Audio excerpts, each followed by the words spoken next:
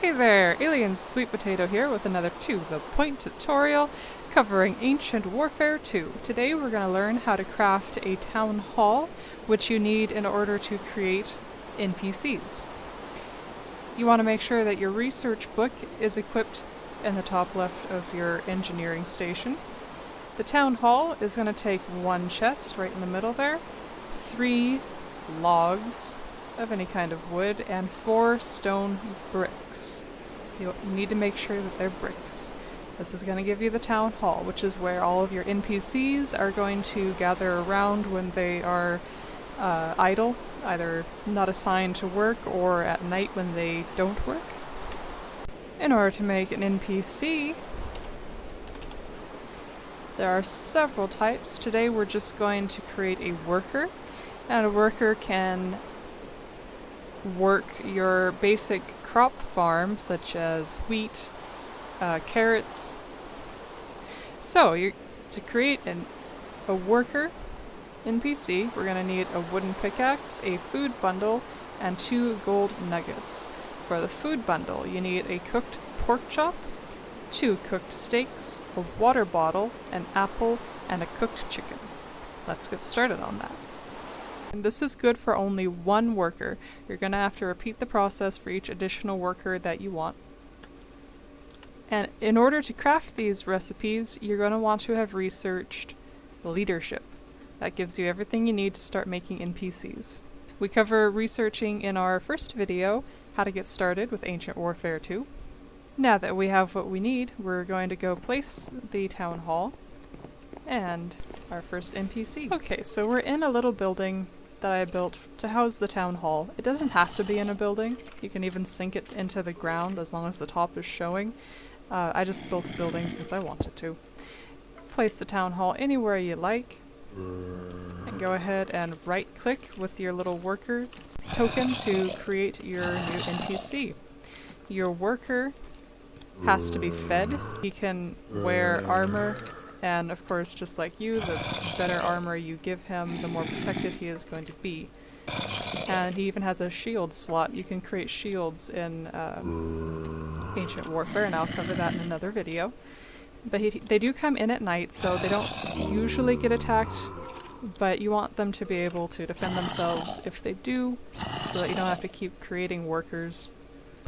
They also have work order slots, so you can tell them to do just one thing, and I will also be covering that in another video. They can be named, and you can even give them special skins. I'm gonna name this guy Bob. To feed them, you're gonna want to put the food in the town hall, and that's gonna feed all of your NPCs who are associated with this town hall. You don't need to make a bed for them or anything like that. Just make sure to keep plenty of food in here. Once you get more farms going, it'll be a lot easier to keep enough food for all of your workers.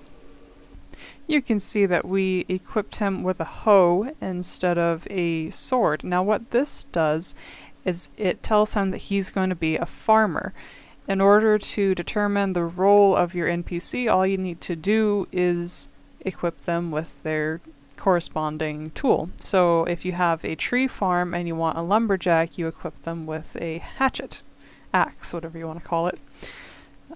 If it's a combat NPC, you equip them with a sword, which is what I had on him to begin with, but I want him working my crop farms. So a hoe is how you do it.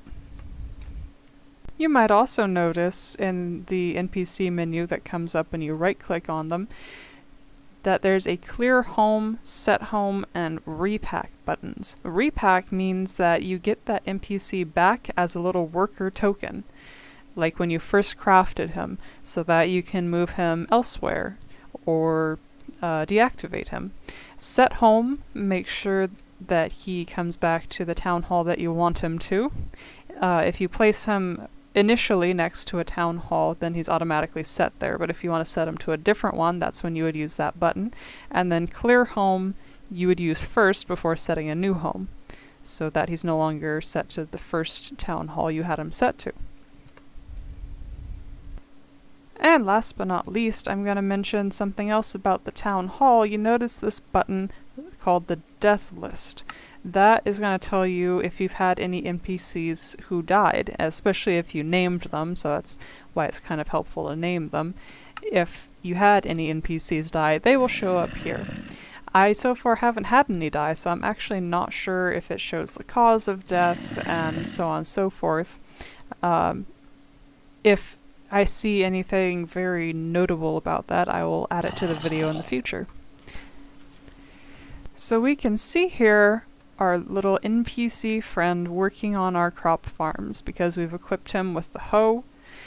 He still wears his armor, and when he gets hungry, he'll just go back to the town hall to eat, and he'll go back into the town hall at night.